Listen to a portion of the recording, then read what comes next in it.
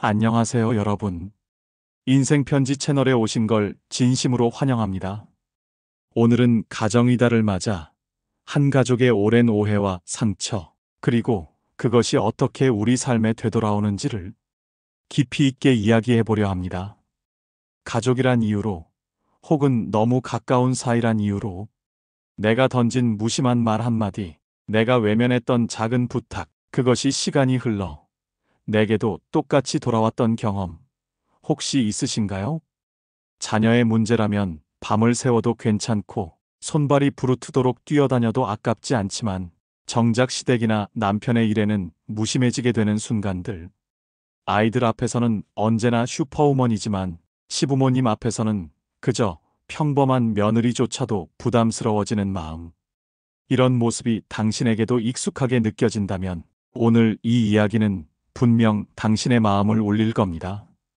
우리는 때로 아이들을 위해 너무 많은 걸 포기하면서도 그 헌신이 오히려 아이들에게 잘못된 가치관을 심어줄 수도 있다는 사실을 잊고 살아갑니다. 오늘 소개할 이야기의 주인공은 그런 현실을 깨닫고 후회의 눈물을 흘리게 된 한 엄마의 이야기입니다. 평범하지만 깊이 있는, 우리 주변에서 흔히 볼 수 있는 이야기. 어쩌면 당신의 이야기일지도 모릅니다. 오늘의 주인공, 제 친구 영미의 이야기는 바로 그런 거울 같은 가족의 진실을 보여줍니다. 오늘의 주제가 마음에 드신다면 좋아요와 구독으로 관심을 보여주시면 저에게 큰 힘이 됩니다. 영미는 결혼 초에 완벽한 며느리가 되고 싶었습니다. 명절이면 밤을 새워 음식을 준비하고 시댁 행사도 한 번도 빠지지 않았죠. 누구보다 열심히, 누구보다 성실하게 그 가족의 일원이 되고 싶었습니다. 하지만 시어머니의 태도는 늘 냉담했습니다. 아들에게만 따뜻한 시선을 보내고 그녀에게는 무심하거나 때로는 차가운 말만 건넸습니다. 사실 시어머니의 마음속에는 며느리가 마음에 들지 않았습니다. 그래서 자신의 가족으로 인정하기 싫었던 것이었죠. 외모나 학벌이 아들에 비해 많이 딸리고 무엇보다 자신이 마음에 두고 있던 이웃집 아가씨를 며느리로 원했기 때문이었죠. 사실은 시어머니에게는 아들이 결혼하기 전부터 마음속에 딱 한 명의 며느리 후보가 있었는데 아들은 그 사람이 아닌 영미를 선택했습니다. 그러자 시어머니는 며느리의 모든 것이 못마땅해졌습니다.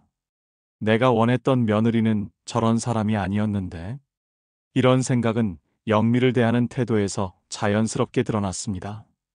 며느리만 보면 자꾸 미운 마음이 들었고 하는 행동 하나하나가 마음에 들지 않았어요. 그래서인지 자신의 마음과 달리 자꾸만 마음이 다치고 평범한 대화조차 어색해지는 자신을 시어머니도 어쩌지 못했습니다. 제 친구 영미는 그 이유를 알지 못한 채 자신이 더 잘하게 되면 시어머니의 마음을 얻을 수 있을 거라는 기대감으로 더 열심히, 더 자주 찾아가며 살갑게 굴었습니다. 하지만 아무리 노력해도 시어머니의 마음은 쉽게 열리지 않았습니다. 그러자 그녀도 지쳐 남편에게 자신의 상황을 이야기해봤지만 남편의 반응은 크게 도움이 되지 않았습니다.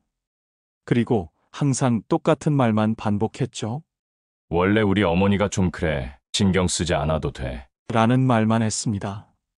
가족이란 이름 아래 몇 년을 자신의 진심이 상대방에게 전해지지 않자 그때부터 영미는 모든 걸 내려놓기로 결심했습니다.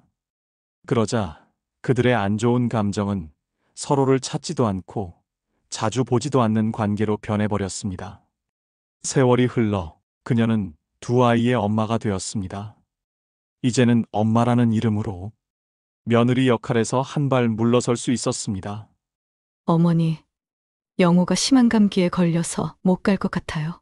오늘 급하게 혜진이 학원 데려다 줘야 해서 제사는 영호 아빠만 갈 것 같아요. 처음엔 미안함이 컸지만 점점 익숙해진 아이들의 핑계로 인한 편안함이 좋기 시작했습니다. 영미는 자신이 받은 상처만큼 무심함으로 조용히 복수하고 있었던 것이었죠.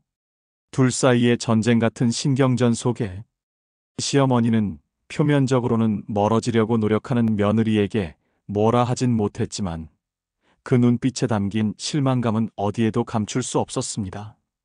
영미는 그걸 알면서도 무시하며 즐기는 자신을 발견합니다. 그러던 중 시어머니가 급하게 허리를 다쳐 병원에 입원했을 때도 아이들 학교 핑계로 병문안을 가지 않았습니다. 남편은 그런 영미를 볼 때마다 아주 못마땅하게 생각하며 화를 내며 이렇게 말을 했죠. 당신은 도대체 왜 아이들 일에만 그렇게 열성적이야? 어머니가 거동이 안 되어 입원해 계신데 병원 한번 제대로 안 가면서 당신 눈에는 아이만 보이고 나랑 엄마는 보이지도 않는 거야? 그런 남편 말에도 영미의 대답은 언제나 당당했습니다. 아이들은 나 없으면 안 되잖아. 어머니는 당신 엄마니까 자기가 챙기면 되는 거 아니야? 사실 이건 일종의 무의식적인 복수였습니다. 하지만 이런 행동들이 정말 복수로 끝날까요? 아니면 더 큰 상처로 되돌아올 씨앗이 될까요? 시어머니 역시 찾지 않는 며느리를 생각하며 그동안의 자신의 행동을 되돌아보았습니다. 내가 우리 시어머니처럼 며느리한테 너무 무심했나? 예전에 어머니에게 느꼈던 감정을 영호애미도 그대로 느끼겠지? 시어머니는 젊은 시절 자신의 어머니에게서 받은 상처를 떠올립니다. 나는 내 며느리에게만큼은 절대 내가 받았던 고통을 주고 싶지 않았는데 결국 나도 똑같이 했어. 왜 이렇게 되었을까? 이렇게 서로의 상처와 오해는 말없이 더 깊어져만 갔습니다. 시간이 흘러 영미의 아이들이 사춘기가 되었습니다. 그녀와 어머니 간의 전쟁은 자신의 승리로 향해 달려가는 듯 했습니다. 그런데 전혀 예상치 못한 곳에서 반격이 시작되었습니다. 어느 날 그녀의 생일 저녁이었습니다. 식탁 위에 케이크가 놓여 있지만 남편 외에 그 누구도 자리에 없었습니다. 참다 못해 영미는 아들 영호에게 전화를 했습니다. 영호야, 오늘 엄마 생일인데 축하 인사도 안 해주니? 엄마, 너무 섭섭하네. 그러자 전화기 너머로 아들의 목소리가 들렸습니다. 엄마, 저 지금 좀 바빠요. 그런데 엄마도 할머니 생신 때 안 챙겨주고 가지도 않잖아요. 왜 나한테만 그래요? 그 순간 영미는 깨달았습니다. 아이들은 영미가 시어머니에게 보여준 모든 냉담함을 그대로 학습하고 있었던 겁니다. 그리고 이제 그것을 완벽하게 그녀에게 되돌려주고 있었던 거였죠. 영미는 잠시 멍하니 앉아 있다가 뒤를 돌아보았습니다. 그때 남편이 다가와 말했습니다. 당신도 이제 느꼈지. 아이들이 지금 그대로 보고 배운 거야. 당신이 어머니에게 했던 것처럼. 눈물이 맺힌 영미는 그제야 깨달았습니다. 자신이 만들어낸 이 차가운 관계의 사슬이 아이들에게까지 이어진다는 것을요. 아들의 전화를 받고 그녀는 펑펑 울었습니다. 그 눈물의 의미는 많은 걸 의미했습니다. 내가 시어머니에게 했던 그 말, 내가 외면했던 그 순간들, 이렇게 내 아이에게서 돌아오다니, 이제 모든 것이 완벽한 원을 그리며 돌아왔습니다. 영미가 시어머니에게 보여준 냉담함이 자신의 아이들을 통해 그대로 돌아온 것입니다. 더 아이러니한 것은 이제 그녀가 한때 미워했던 시어머니의 입장이 되어 그 모든 아픔을 고스란히 경험하고 있다는 사실이었습니다. 어느덧 시간이 지나 이 일을 잊을 때쯤 더 충격적인 사건이 벌어졌습니다. 영미는 갑자기 기침이 심해져 폐렴으로 병원에 가게 되었습니다. 처음엔 금방 퇴원할 줄 알았지만 상태가 악화되어 병원에 입원하게 되어 보호자가 필요했습니다. 그때 남편은 해외 출장 중이라 급하게 아들에게 전화를 걸어 병원으로 와달라는 부탁을 했습니다. 영호야, 엄마가 병원에 입원했어. 나 폐렴이래. 엄마 병원에 좀 오래 있어야 할 것 같아. 그래서 말인데 보호자 동의가 필요하니 너가 잠시 와줄 수 있겠니? 엄마, 나 요즘 중간고사 기간이라 시험 공부하잖아요. 누나에게 전화해보세요. 그때 자신이 시어머니 병원에 계실 때 남편에게 했던 어디선가 들어봤던 익숙한 바로 그 말이었습니다. 그녀는 전화를 끊고 눈시울을 붉히며 창밖을 멍하니 바라보며 그때서야 자신이 지금까지 잘못 살아왔음을 뼈저리게 뉘우치게 됩니다. 내가 그렇게도 미워했던 시어머니. 어쩌면 그분도 나처럼 외로웠을지도 모르겠네. 영미는 마음속으로 시어머니를 떠올리며 눈물을 흘렸습니다. 지난 명절에 시어머니가 건넸던 따뜻한 미소, 아이들 아플 때 걱정했던 전화, 영미가 바쁘다며 거절했던 수많은 손길들이 주마등처럼 스쳐 지나갔습니다. 시간이 한참 지나 영미가 밖에 나갔다가 병실로 돌아와 보니 시어머님이 기다리고 있었습니다. 그녀는 크게 놀랬습니다.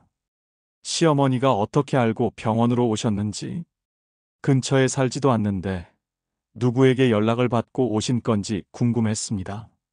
여러 가지 생각을 하고 있을 때 그때 어머님이 영미 손을 잡으며 말했습니다.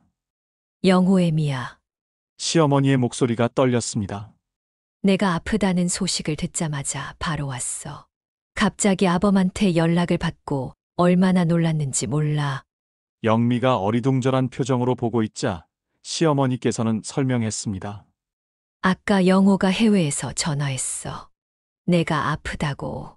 그 아이, 너랑 나 사이가 안 좋은 걸 늘 마음 아파했던 것 같아. 이번에 내가 아프다는 소식에 어쩔 줄 몰라 하더라. 그러면서 어머니, 영미한테 가주세요. 제가 없는 동안 옆에 있어 주세요라고 부탁하더구나. 시어머니의 눈에는 눈물이 고였습니다. 그 애가 우리 둘이 화해했으면 하는 마음이었나 봐. 이렇게라도 계기가 되길 바랐던 것 같아. 영호애미야, 내가 젊었을 때 너한테 너무 차갑게 군 거 정말 미안하구나. 사실 나도 내 시어머니한테 받은 상처가 너무 커서 너한테만큼은 안 그러고 싶었는데 결국 나도 똑같이 했어. 날 용서해다오. 영미 역시 자신이 했던 무심함을 인정하며 진심으로 사과했습니다. 저도 어머니께 너무 무심하게 굴었어요. 이제야 어머님이 그 마음이 어떤 건지 알게 되었답니다. 그동안 잘못했던 절 용서해 주세요. 서로의 눈물 속에서 오랜 오해와 상처가 조금씩 녹아내리기 시작했습니다. 퇴원 후 그녀는 아이들을 거실에 모았습니다.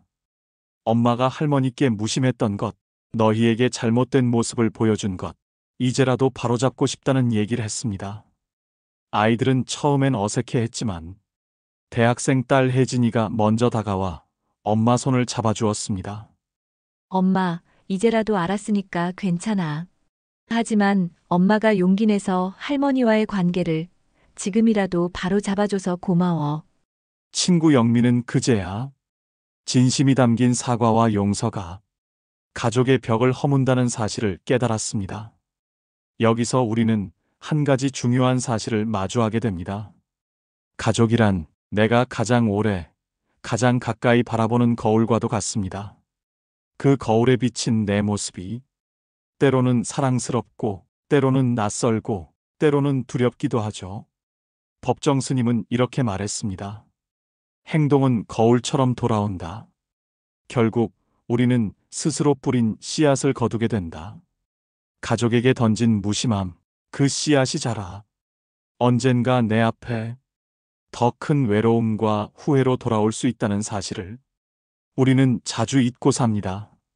가족 관계에서의 무심함은 마치 작은 균열과도 같습니다.